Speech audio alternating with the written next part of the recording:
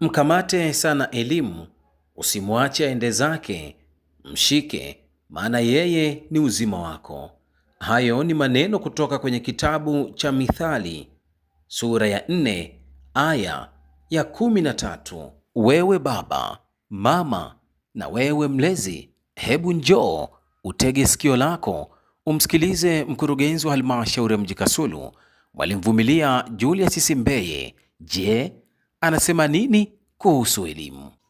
Nitoe wito kwa wazazi wote na walezi wa wanafunzi ambao wanapatikana ndani ya halmashauri ya mji wa Kasulu kuhakikisha kwamba hakuna mtoto anazurura mtaani kwa sasa.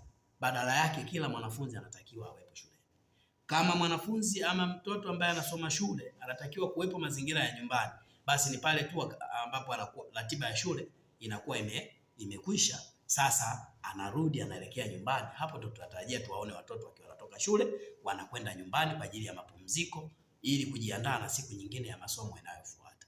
Kwa hiyo mimi niendelee kutoa wito kwa wazazi na wanafunzi, wazazi wa wanafunzi pamoja na walezi wote wa halmashauri ya mji wa Kasulu kuhakikisha kwamba hawapotezi muda wa watoto kwa ajili ya kwenda kufanya biashara zao ambazo wao wamezianzisha, kwa sababu yapo madhara makubwa sana kwa mtoto kufundishwa biashara ama kuanza kufundishwa biashara katika umri mdogo, umri ambao unamhitaji aende shule, alafu mzazi anampa mtoto mandazi, anampa mtoto vitumbua, anampa mtoto maji ya kufunga ya kandoro, anamwambia nenda barabarani kazungushe. Kile kitendo maana yake kinamuathiri mtoto kisaikolojia.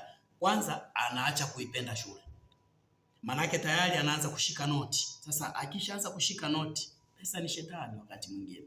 Kwa hiyo anaanza kuona pesa ina thamani kuliko elimu ambayo anatakiwa kwenda kuipata darasani. Lakini si hivyo tu, yapo madhara mengine mengi. Mzazi unamtuma mtoto aende akafanya biashara mtaani akazunguke, shuleni hajaenda. Huko barabarani kuna mambo mengi, kuna magari yanazunguka, kuna pikipiki zinatembea huko. Mwisho wa siku mtoto akaja kagongwa na gari.